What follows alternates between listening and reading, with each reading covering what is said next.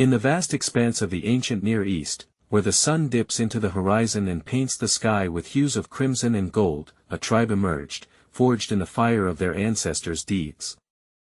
The tribe of Simeon, one of the 12 tribes of Israel, is a testament to the complex and often tumultuous history of God's chosen people.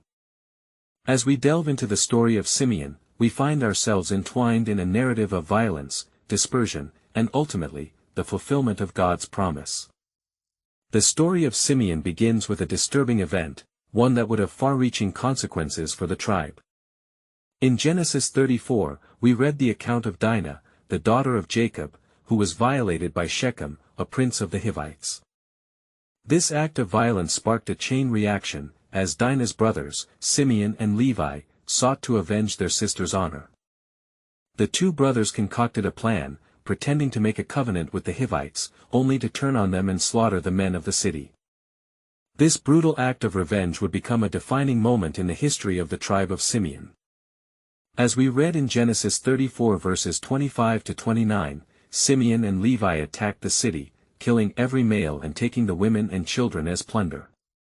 This event would have a lasting impact on the tribe, as their actions were seen as a reckless and violent outburst. The consequences of their actions would be felt for generations to come, as the tribe of Simeon would struggle to find their place among the other tribes of Israel. In Genesis 49 verses 5 to 7, we find Jacob's blessing, or rather, his curse, upon the tribes of Simeon and Levi. Jacob says, "Simeon and Levi are brothers, instruments of cruelty are in their dwelling place.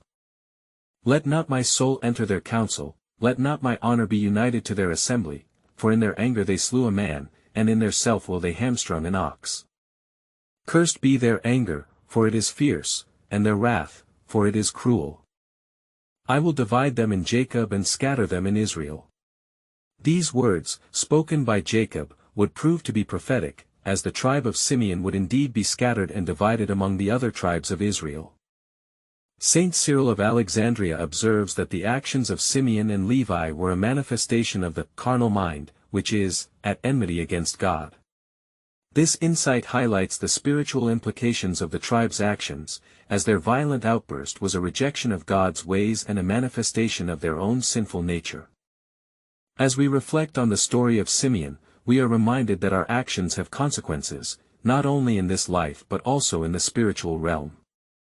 As the Israelites prepared to enter the Promised Land, the tribe of Simeon was allotted a portion of the land, as described in Joshua 19 verses 1 to 9. The tribe received a territory within the larger territory of Judah, with cities such as Beersheba, Sheba, and Melada.